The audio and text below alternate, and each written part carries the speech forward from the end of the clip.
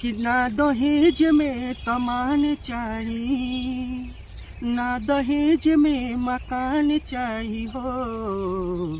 सुना अगुआ महान बाटे।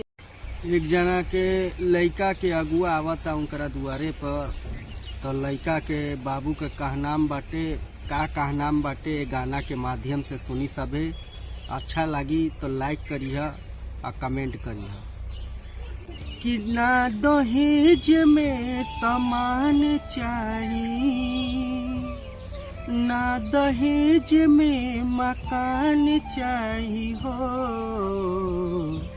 सुना अगुआ महान बाटे इहे अरमान, समधिनिया जवान चाही हो।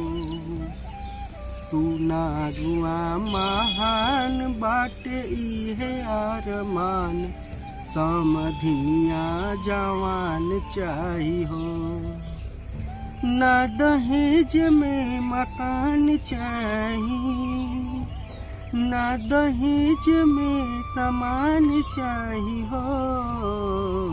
सुना समधी महान बाटे इहे अरमान, समधिनिया जवान चाही हो।